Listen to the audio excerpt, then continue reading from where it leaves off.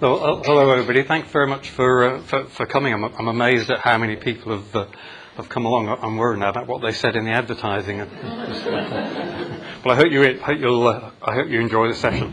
So, give you a heads up. It isn't just going to be me talking at you for the whole time. I'm going to ask you to do a little bit of work as well. So you might want to think ahead. I'm going to ask you in a few minutes to write a haiku, a little poem about glaciers in Marbury. So you might want to be thinking about that as I talk. I always like to set some kind of a test. Yeah. So if you get fed up listening to me, you can just work on the haiku, and then we'll so. And thanks very much for inviting me to come here and talk. I was very flattered until Debbie pointed out that probably it's just because I only live 25 yards away.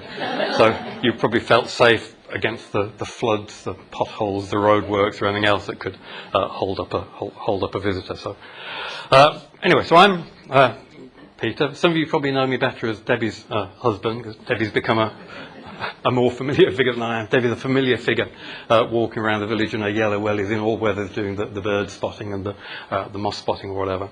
And I was worried that some of you might have thought it was Debbie who was going to be giving the presentation today, but I keep offering and she keeps declining.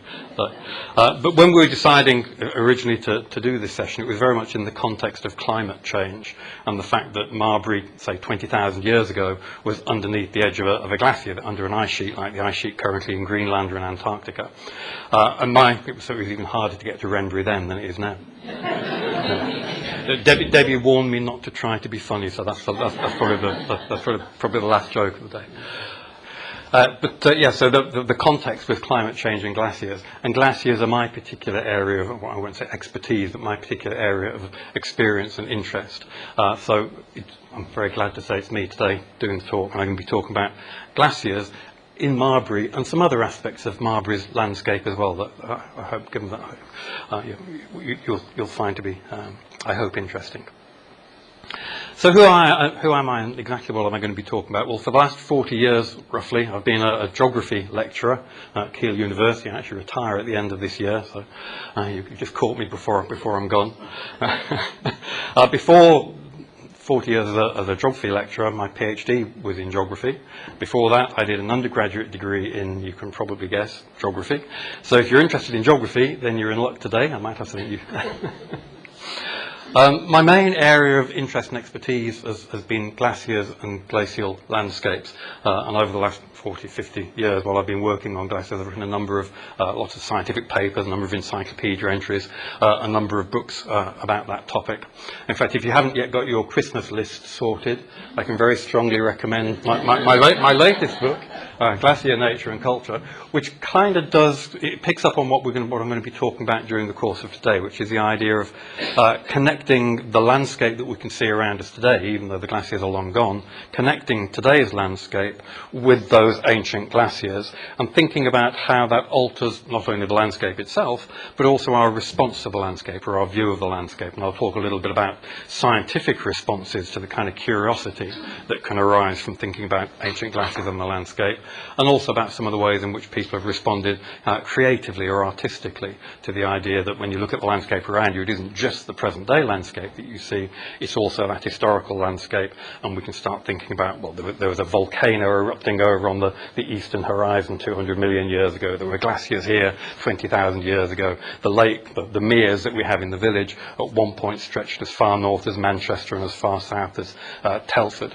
And so when you look at the landscape around us with those historical inputs, it kind of adds to what you notice about the landscape.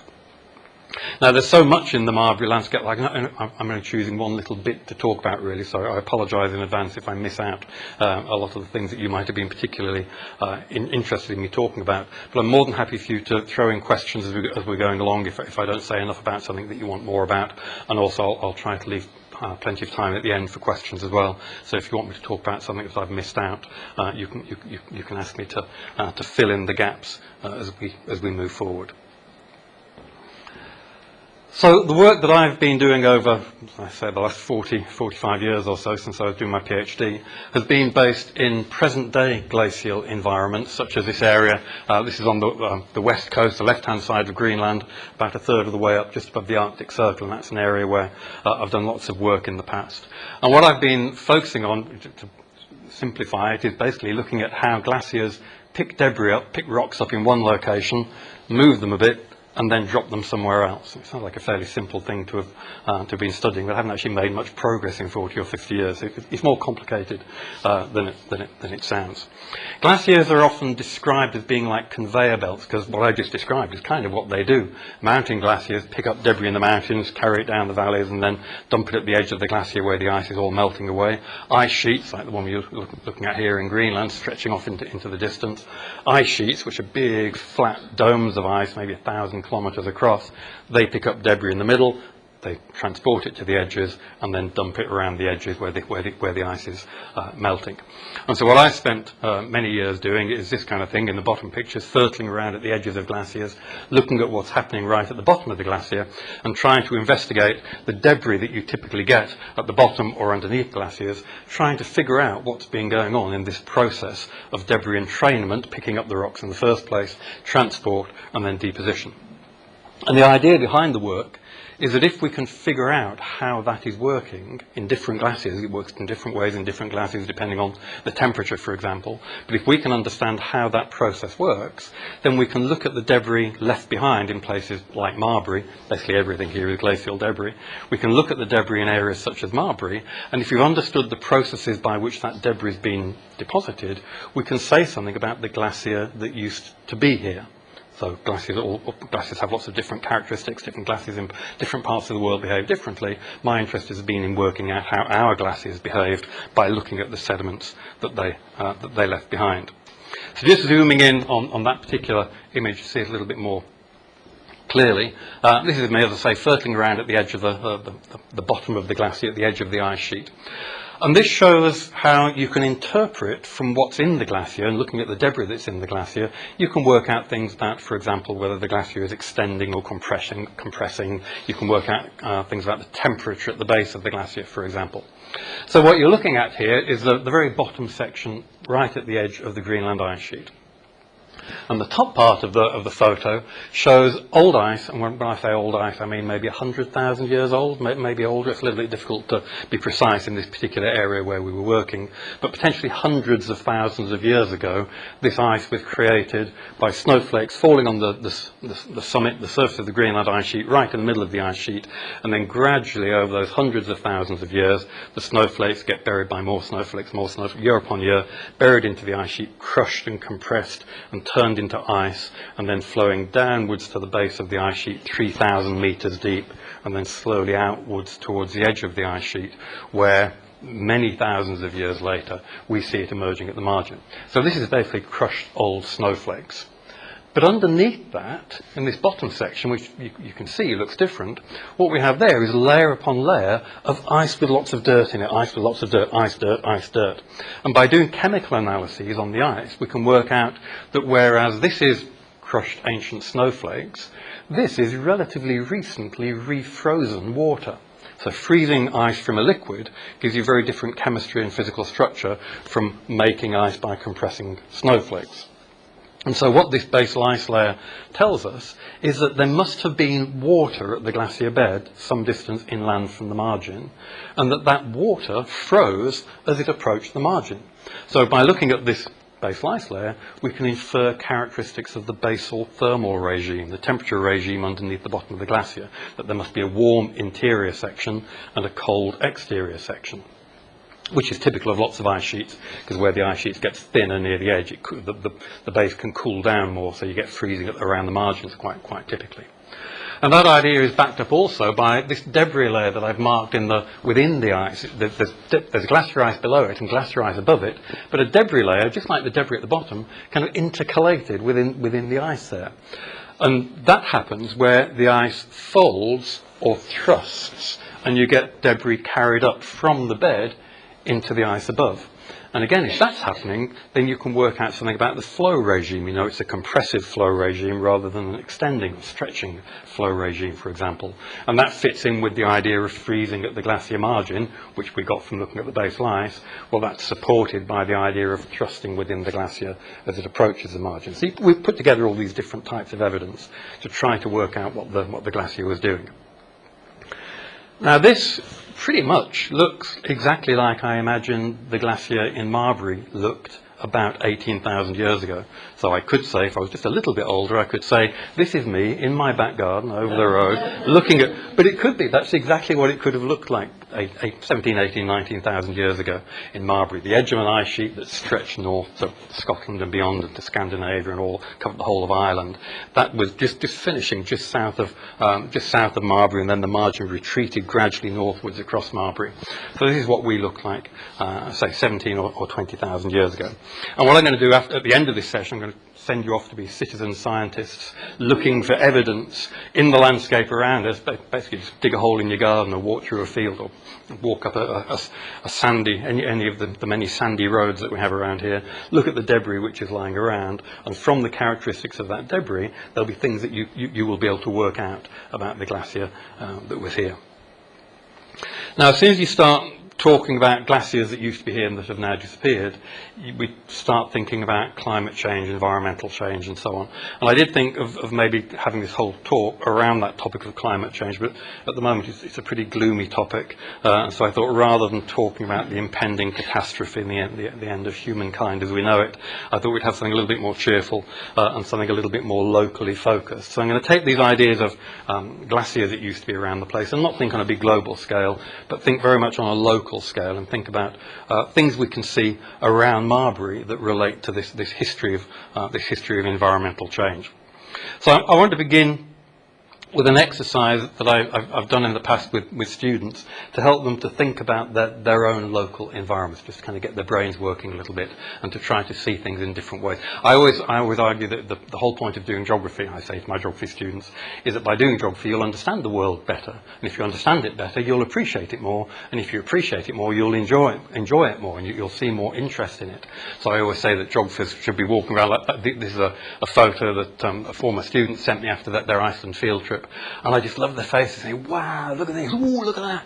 I call it the geography face, where they're really interested and they realise that there are all these interesting things to look at. And that's kind of the point of doing geography for me, is that it motivates you to notice all of the things that are interesting to look at around them. So that's what I want to do to begin with, is a little exercise, or you're going to do a little exercise that I do with the students. It's called the through the window exercise, but in this particular setup it's going to be a little bit difficult to look through the window, so you're going to be using your memories and your imagination and your knowledge of the village. Now it'd be a little bit arrogant and unrealistic for me, who's only just arrived on a geological timescale. I've only just arrived in the village. Many of you families have been here an awful lot longer than me, so I'm not going to try to pretend to teach you anything that you don't necessarily already know about Marbury. But sometimes if you come at something as if you're a visitor or as if it's the first time. In geography we talk about the tourist gaze. So even somewhere that you're really familiar with, just try to walk around pretending to be a tourist. I remember the first time I was taught this was in Birmingham, where I grew up, and they basically said, well, walk around town, but just look up. And you'll notice the tops of all these buildings that in all your life you've never looked at before, because you're a local, you just walk around doing your stuff, you don't look up. Whereas typically if you see a tourist in a foreign city, that's what they're doing a lot. They look at, you can always tell the tourists from the local, because the tourists looking up.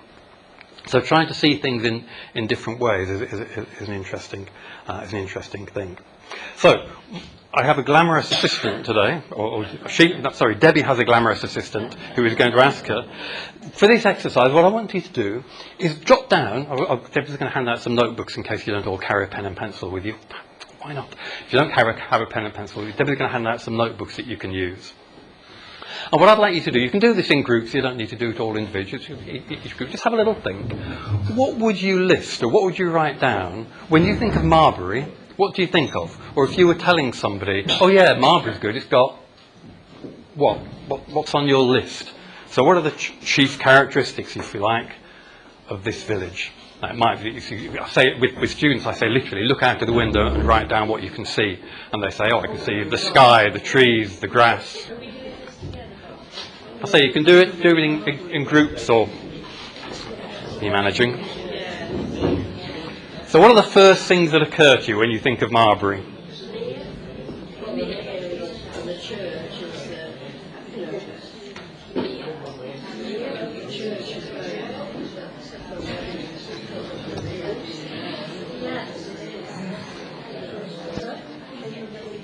There's no right or wrong way of doing this, obviously. I'm just trying to get your brains working about what you currently think of when you think of Marbury. So say it might be the church, the pub, the village hall, features like that.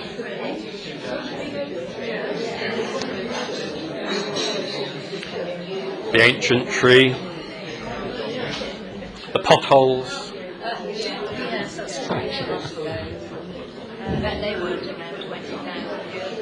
I bet they had ruts in those days where the cartwheels went.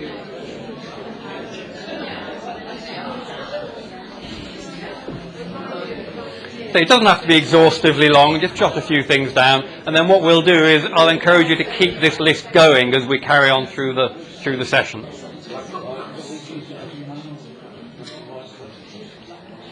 Okay, now if you've generated a list, that's brilliant. Does your list need organising in some way? Can you put things in maybe some kind of a hierarchy, or put them into groups? Have you got things that you can see, and then separately things that you can, I don't know, hear, or smell, or remember? I didn't say it had to be just the present day. So by all means add to your list, for example, things that you remember used to be here, but they've gone now. So things that have changed can be parts of your list. It's not just the things, it's how things change through time. So try and make your list a little bit different from everybody else's. We're putting in something. Is there a characteristic smell? That sounds bad, I don't mean it in a bad way, but is there a characteristic atmosphere, characteristic sounds of Marbury, or...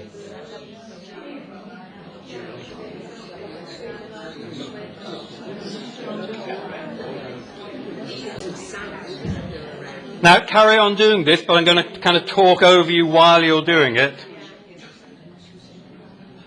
There's a chap called David Meinig who wrote a book in the 1950s, and he talked about the idea of what he called the beholding eye. And what he said was if you took 10 people to a viewpoint and showed them the view and asked them to write down what they saw, they would all write down different things because of their particular interests or backgrounds or histories or whatever. And these were the categories that he identified that people might look at. So you might look at the landscape and see the nature, like Debbie looks at the landscape and sees where the birds are going to live and where the moss will be breeding, all this kind of stuff.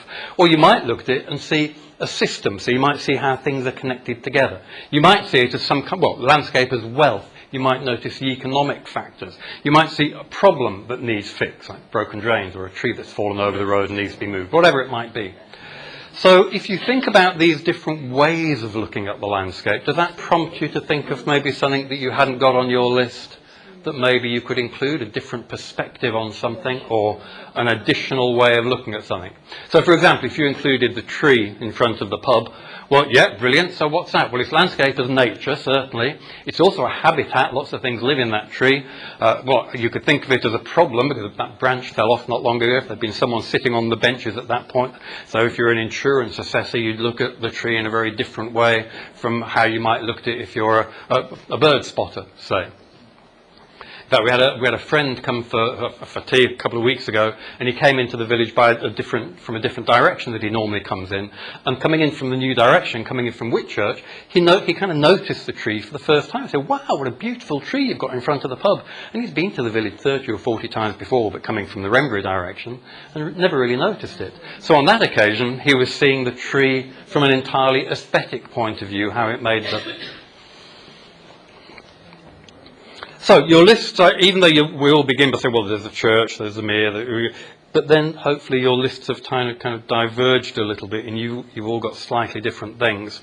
And as we carry on talking about a few different topics, just keep that list going and develop it, and then you can use that as the basis of your haiku in a few minutes' time.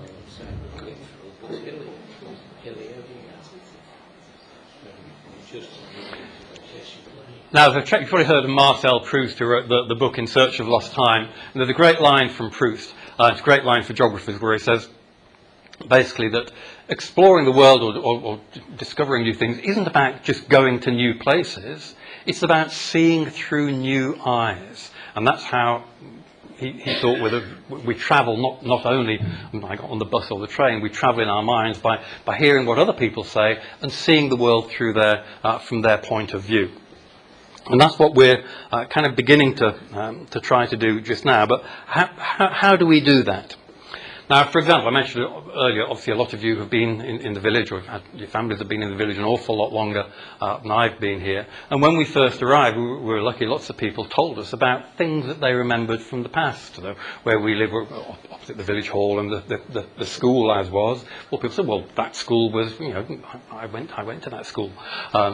So there's this idea of change over time, and the historical image of Marbury, well, I guess we all look at 1870 as being fairly historical, but even something from anything before 6 or 7 years ago, any old map of Marbury is historical for me, and that gives us a context for what we see at the present time. It's very difficult not to compare what we've got now, how we live now, what's around us now, with what was here 10 years ago when we were children, or in ancient history. And so this idea of change over time was one of the first things I heard a lot about from friends and neighbours when we moved into the village. And that's why I was keen to have you include the idea of change over time in your lists.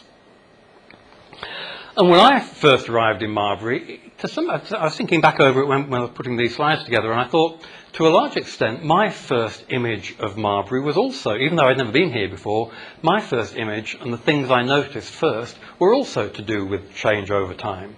Because with my particular background in landscape and glaciers and geography, the first things I noticed when I came to Marbury on the very first visit was, first of all, the hummocky topography. I remember we walked out from roughly where the fisherman's car park is, out along the public footpath towards the mere, and looking across the mere, there was this terrific series of ripples going up the hillside up towards Worswold that were just so obvious. Well, to me, they were just so obviously glacial. This is obviously a glacier landscape. And then the sand on the roads, likewise, given the local bedrocks I'll talk about in just a second, the fact there's so much sand mixed in with clay and pebbles in the farmland and also on the roads quite a lot of the time, tells me again about this glacial history. And lumps of granite, I can't remember for the life of me where I took this photo. If anyone recognises this lump of granite, I think it's somewhere in Norbury, I think, but I'm not sure. But lumps of granite, again, this isn't granite country. So if there are so many lumps of granite all over the place, big ones, little ones, this one was in my garden. But again, that tells a story of it brought by glaciers. There's a glacial imprint on the landscape that to me was very obvious kind of the first day I arrived. But the time scale of change over time that I'm thinking about there is obviously much longer than the history of change over time since the 1870 Ordnance Survey map, for example. And if you look back over the whole length of geological time, the number of changes in our landscape is just phenomenal, far more than just a glacier coming and going. There have been much bigger changes than that. So the Earth is about 4.5 thousand million years old, 4.5 billion years old, or 45 with 8 zeros after the end of it. Now, most of that time is so long ago that it's geologically very interesting and important, but in terms of the surface topography, it doesn't really have a huge impact right now. So I'm going to flick forward to the recent past of 350 million years ago, yesterday, in geological terms. And at that point, the bit of the Earth's crust that we sit on was much further south than it is now, sitting close to the equator. And at that point, looking at the rocks that people have discovered, if you drill down and find the bedrock and see what it's made of, this area would have been in a shallow tropical sea. And we're kind of looking at the time when the coal was being laid down, and we were in a shallow tropical ocean with coral reefs. And if at that point you'd looked off to the east towards the watershed and Stoke-on-Trent, you would have seen the Apedale volcano erupting in the distance. When they drilled down the Apedale Country Park, just by Newcastle-under-Lyme. When they drill down through the rocks at Apedale, they get a certain distance, and then they hit what's called tuff, T-U-F-F, a volcanic rock, which is basically volcanic ash, and it shows that there were volcanoes erupting in this area at that time. The reason for that is that the Atlantic Ocean was splitting apart, and so this whole area of the crust was stretching, and because it was stretching, splits were opening up essentially that volcanoes could work up through. So 350 years ago, we've got volcanoes erupting, shallow tropical sea. Gradually, our section of crust moved northwards, and by 250,000 years ago, we were kind of into the tropical belt where the deserts live because of the global atmospheric circulation. It's typically wet around the equator. It's typically dry around about what we call the desert latitudes. The reason the Sahara Desert is there and lots of other deserts at that latitude is because there's dry descending air at that latitude. And that's where we were about 250 million years ago. So at that point, there was lots of sand around. Any lakes were well, that shallow sea that we've been talking about was gradually evaporating. And we were ending up at that point creating salty sandstone rock. And that was being deposited across this whole area. And that's why we've got all the salt workings around Cheshire, for example. And deep underneath us, if you get the Geological Survey phone app, it will tell you what the bedrock is underneath you at any location. And here it says bedrock is several hundred metres down under some parts of Marbury, but it's essentially a salty sandstone. And so I don't know if you want to pass this around. This is actually a lump of sandstone from Kiel. As you can tell, it's got Kiel written on it. I'm not sure I don't know if Kiel rock is like Blackpool rock, but if you split it open, it has Blackpool written all the way through. If you would pass that. If you're not familiar with what sandstone looks like, as I'm sure you are, because there's lots of it all around us, that's basically what our local bedrock is like. And that becomes important when, as I say, we start realising that there's lots of lumps of granite lying around, which is very different from the sandstone. So yeah, I'll send a lump of granite round, why not? In fact, I have one here that conveniently has the word Chumley written on it. So I think the one that has no label on it is from Marbury. The Chumley one is from Chumley. I should confess here, I'm not a geologist, I'm a geographer, and there's a certain amount of, I won't say animosity, that's putting it too strongly, but basically geologists think that geographers are idiots, particularly when it comes to identifying rock. So I should say that technically this isn't exactly a granite, but it's a granitic rock. So if there are any geologists in the group, I apologise, but for today we're going to call it granite as opposed to sandstone. Now, moving forwards again, about 2.5 million years ago, our current series of ice ages started. So for the last 2.6 million years, global climate has fluctuated rapidly and frequently between glacial periods and non-glacial periods. And the most recent maximum advance of the British ice sheet was about 27,000 years ago, when it advanced as far south. It went down the Irish Sea and the Celtic Sea Channel as far as the north coast of the Isles of Scilly, and in our area it came right over Marbury and it got as far south as Wolverhampton, at which point it thought twice, turned around and started retreating backwards again, which I can completely understand. And about 18,000 years ago, so I say this is virtually the present day in terms of geological history, 18,000 years ago, Marbury was emerging from underneath this ice sheet as the ice sheet retreated northwards. So at that time, I showed you this photo earlier of where I did a lot of my field work for my professional work. This view in West Greenland is actually not a bad analogue. It's a little bit hillier than here, but it's not a bad analogue for what it would have looked like 17,000 years ago if you climbed up Wurzwell and had a look northwards across the mid-Cheshire Ridge. So here's Marbury down in the foreground, here's Bickerton, etc., stretching off into the distance, and the hills are poking up through the ice sheet. When the ice advanced all the way to Wolverhampton, the ice here was about 500 metres thick, we reckon. But then as the glacier retreated, obviously it got thinner, and as the margin went past us, we're exposed. And at this point, when Marbury is right on the edge of the ice sheet, the mid-Cheshire Ridge would have been poking up through it. And it's referred to, the word that we use for that is a nunatak. And that just means a mountain or a piece of land poking up through the edge of the ice sheet. And you can also see here, something relevant to what we're going to talk about in just a second, that there's lots of water ponded up against the edge of the ice sheet. And if we're thinking of this as being the British ice sheet, not the Greenland ice sheet, what's happening here is that all the water from here that really wants to drain into the Weaver or into the Mersey and go out into the Irish Sea, well, it can't do because of the dirty great ice sheet in the way. So it ponds up against the edge of the ice sheet. When the ice sheet was further forward, the water spilled over the drainage divide in Stoke, and there are lots of meltwater channels, such as the Apedale Valley, cut through the ridge around Newcastle and Lyme and Stoke, and that's overspill water from when the lakes were, some lakes were ponded up against the edge of the Pennine fringes. I'll say more about our local lakes in just a second. But the water's ponded up because the ice sheet's there. Once the ice sheet goes, the lake water can escape. So this map shows roughly where the ice sheet was at its maximum about 27,000 years ago. So this is when it was about 500 metres thick over Marbury. The red dot on all the next few images is roughly where Marbury is. So that's the last British ice sheet at its maximum.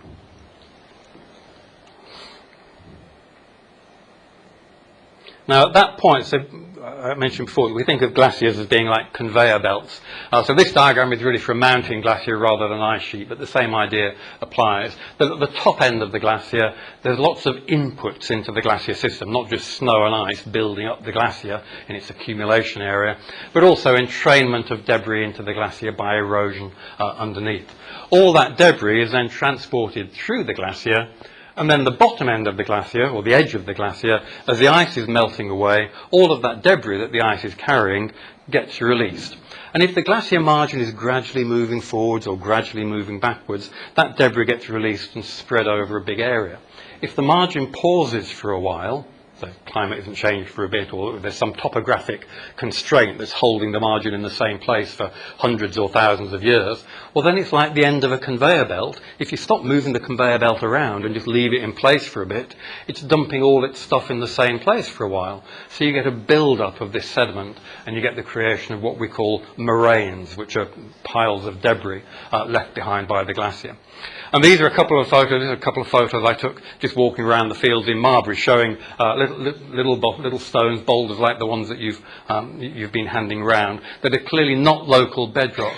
And they've got this characteristic shape as well. We call it a faceted and sub-rounded shape. So with rocks, we talk about if they're really sharp and you could cut yourselves on them, we call them very angular or angular. If they're marbles, we call them well-rounded.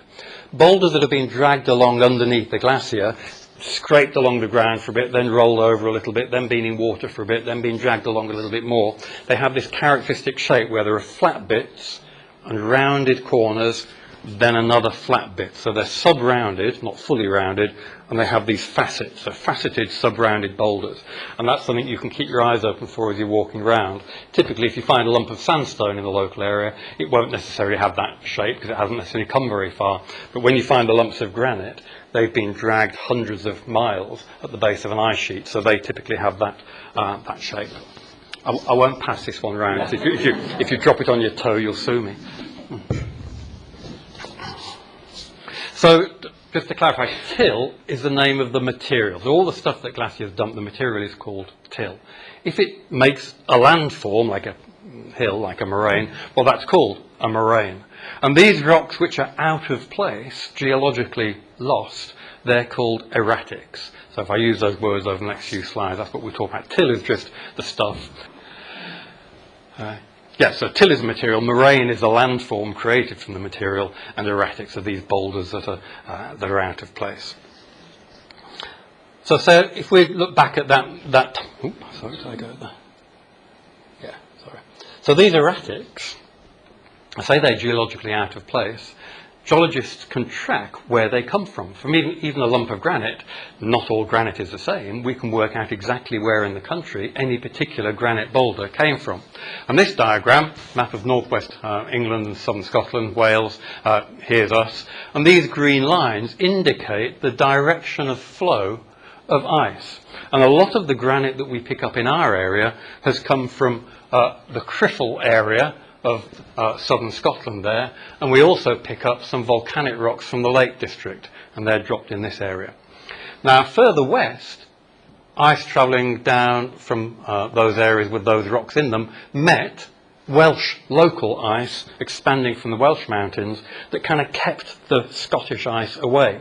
So an interesting thing to do, and this is the citizen science you can get involved in later on if you want to, is to try to work out, because we still don't know for sure, exactly where the boundaries are between where the Welsh ice went, where the Scottish ice went, where the Welsh ice went and where it butts up against the Scottish ice coming down across Marbury. So there's lots of work still to be done, looking at where all these different rock types are, how far do they stretch in each direction, so we can actually put lines delimiting exactly where the ice travelled from. But one of the things that we can do to reconstruct the ice sheet is look at the lumps of granite or volcanic rocks or whatever it might be and work out the direction of flow of the ice. And in an ice sheet, the direction of flow of the ice always mirrors the surface gradient of the ice sheet. So if you can work out the directions of flow, you can work out the topography, the shape of the ice sheet surface. So we're getting more and more knowledge about this ice sheet as we look through it.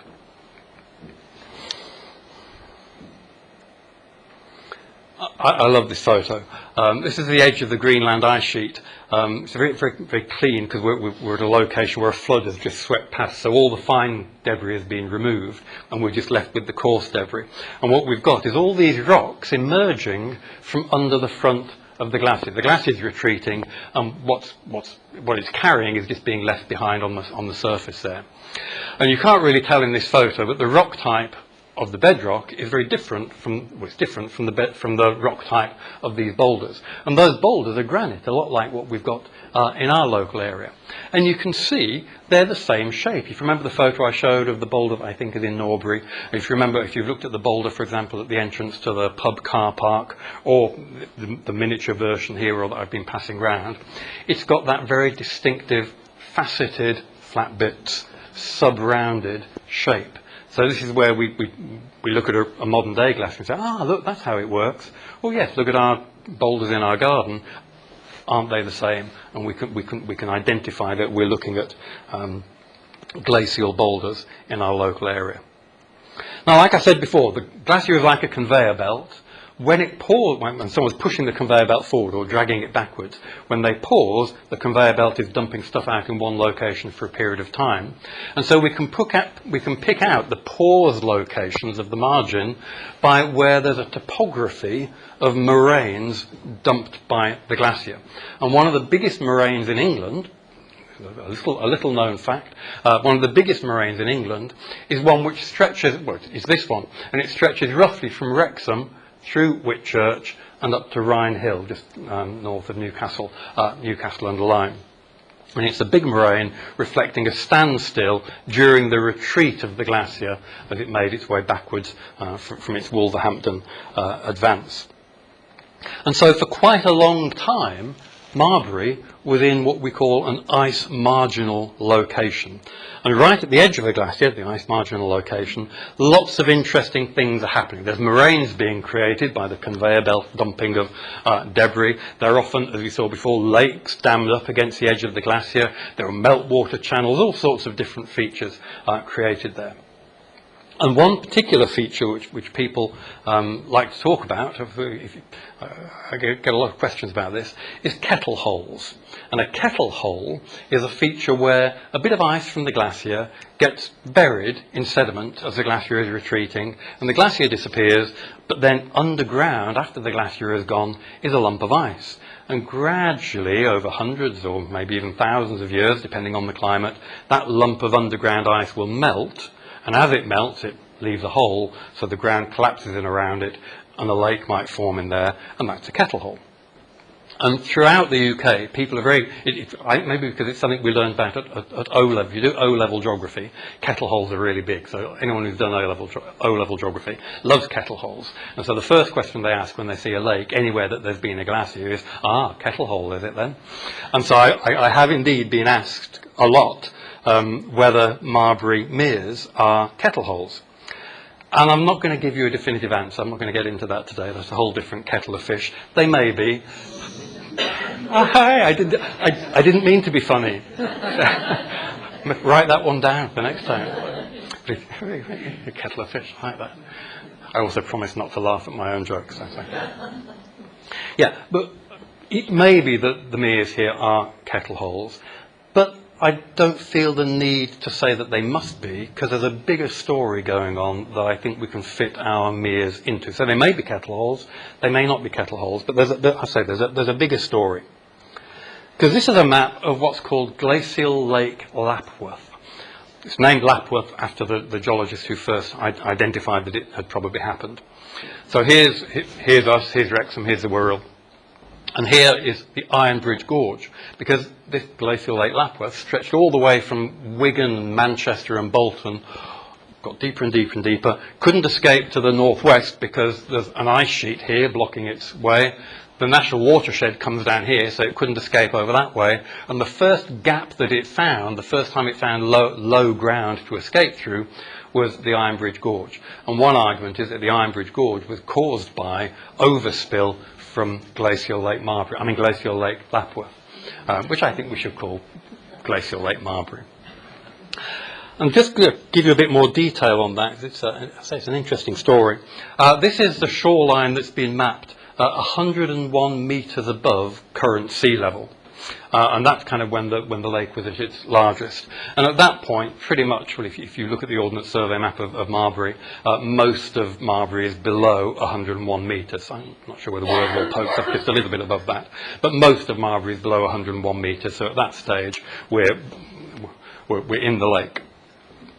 But then as the glacier retreated, water could find different ways to escape, so the level of the lake changed over time.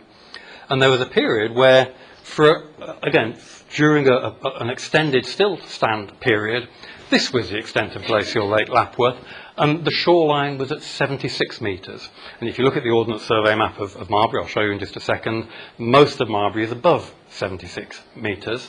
The bits that are below 76 metres are the meres and the boggy bits and the low-lying areas. I think I've got this is the Ordnance Survey map of Marbury. You can't really see terribly clearly where the contour lines are there, so I'm just going to dim the background image.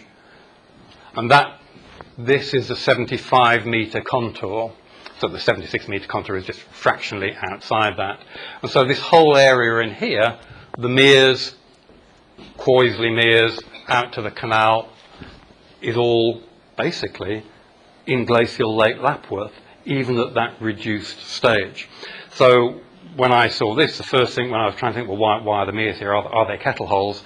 I'm thinking, well, I don't need kettle holes to give us the lakes, because it's basically could just be a remnant of Glacial Lake Lapworth.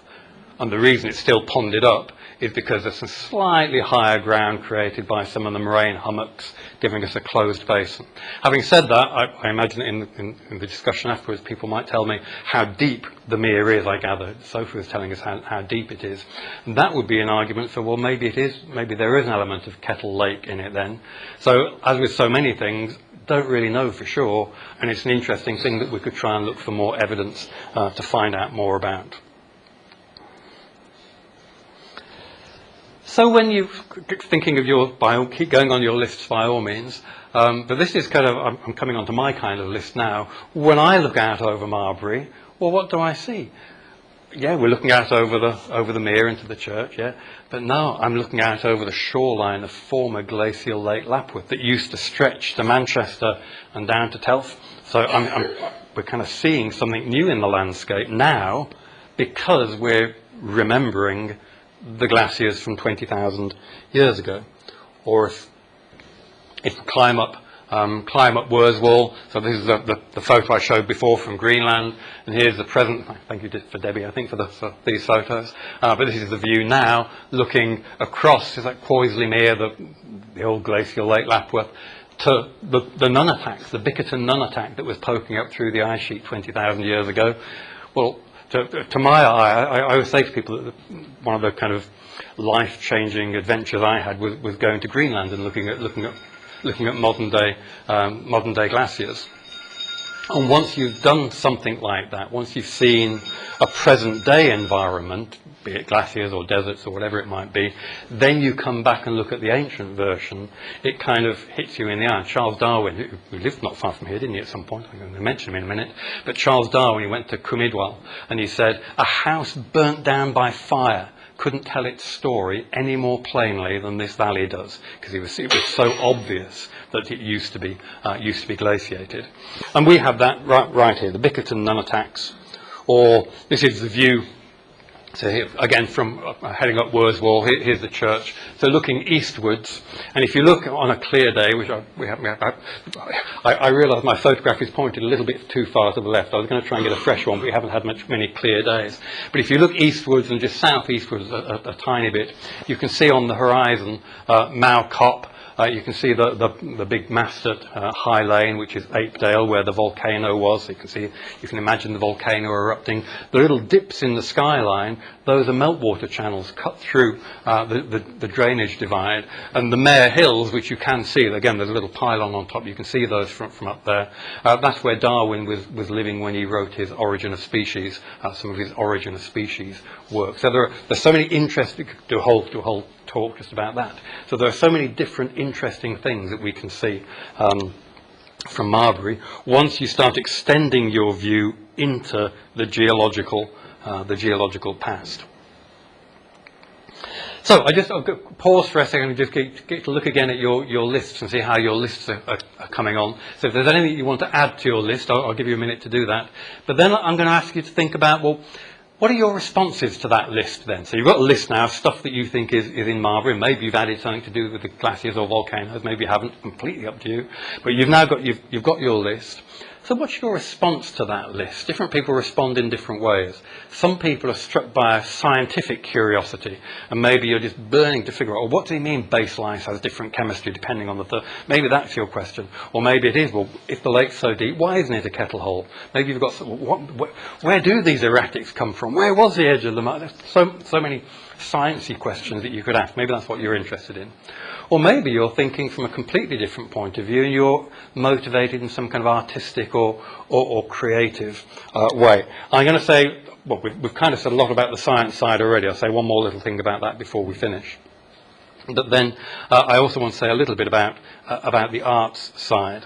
But just before we do that, I'm going to have, again, just let you do something for a minute while I get my breath back. I mentioned at the beginning I was going to invite you to try writing a haiku. If we had longer, we could have brought out easels and oil paints and you could have painted me a picture of the Marbury Glacier in all its splendour.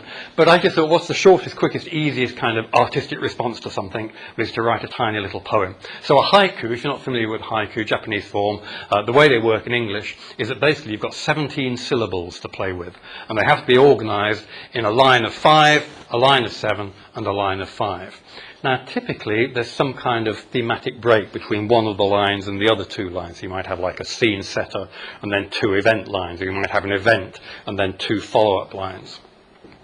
And ideally, you have a seasonal word in there. All sorts of rules, but you can ignore them. You can even ignore the 17-syllable rule and just write me a short poem.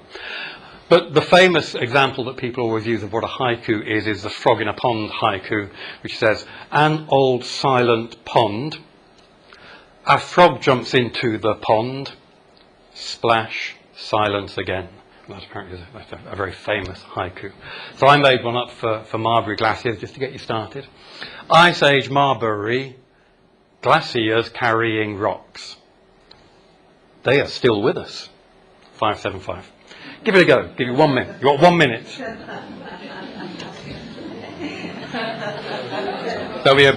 There's no prize for the best one, and there's a penalty if you don't even try. Don't worry, you don't have to hand them in.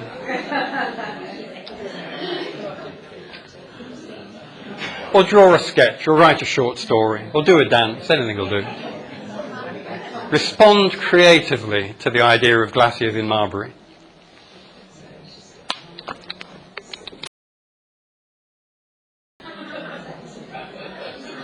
One of my favourite moments in teaching geography was walking around campus sometime after doing an exercise like this with students, and I saw in the distance a student going 1, 2, 3, 4, 5. It can become addictive.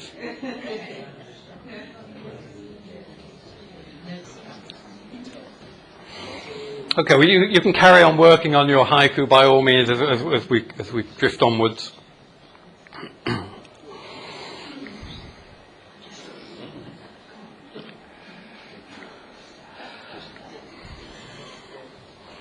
Okay, I mentioned this fantastic book available in all good out earlier. But when I was writing that book, the aim was to not just do another sciencey book about glaciers, but to do a book that had a little bit of science, but also talk about some of these things we're talking about now. How do you respond creatively or artistically or emotionally to the idea of a 500-metre thick glacier in your back garden or whatever?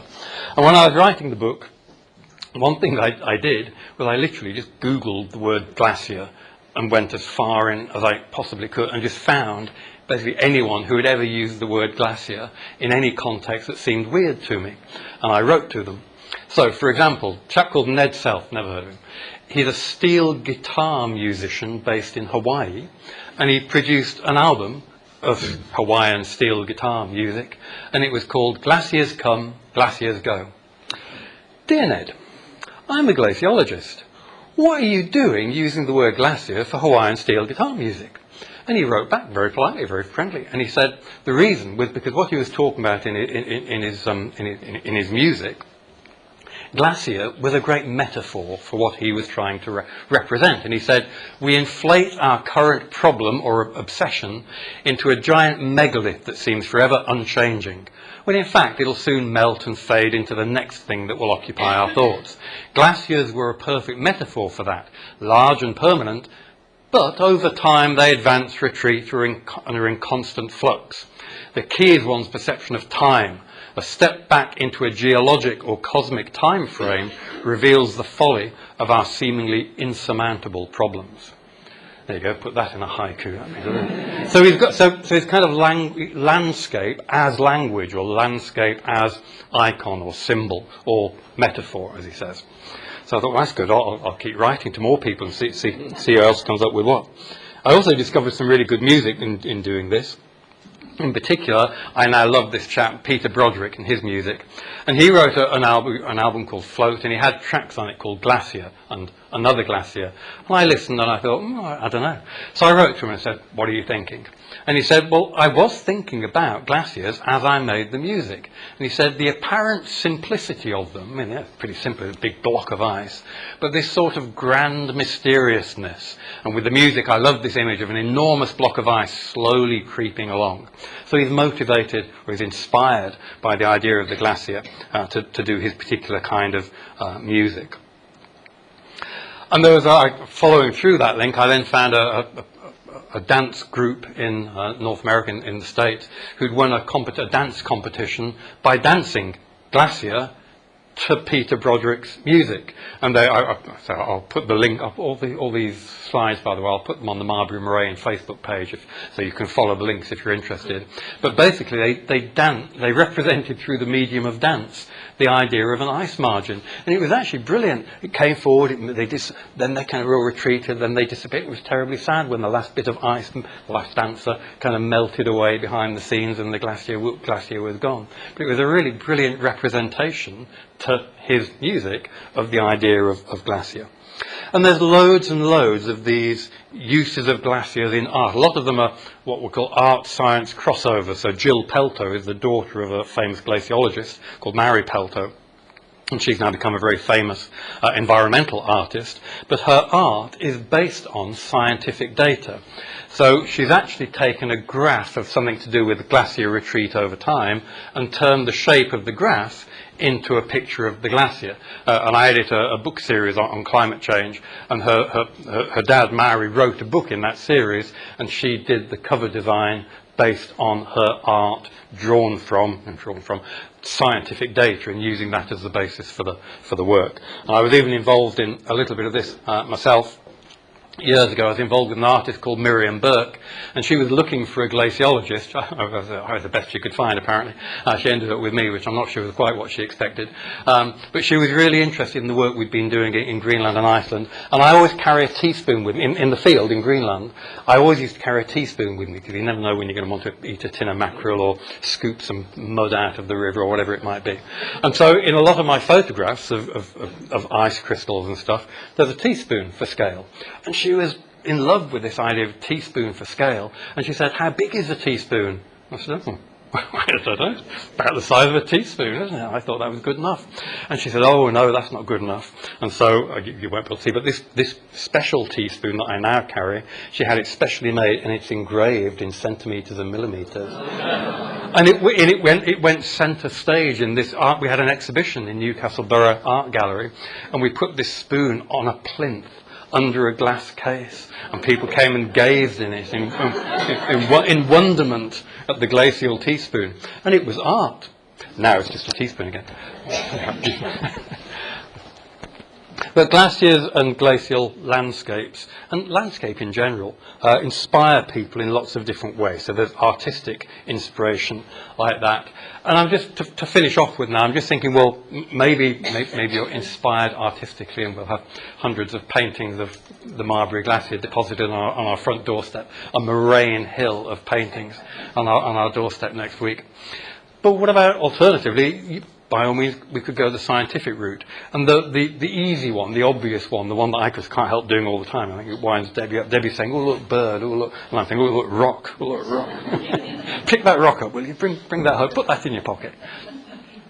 Because we are in a really interesting location where just walking, well, even just a few kilometres in either direction will take you out of the moraine belt. Wrenbury doesn't have moraines. We've got moraines. Wrenbury doesn't have moraines.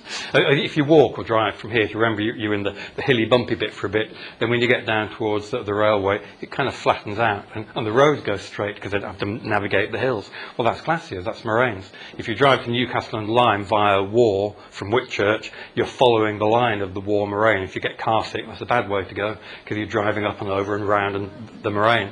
So modern day stuff like transport network, where the trains go, where the motorways go, it's all to do with meltwater channels and glacial valleys and stuff.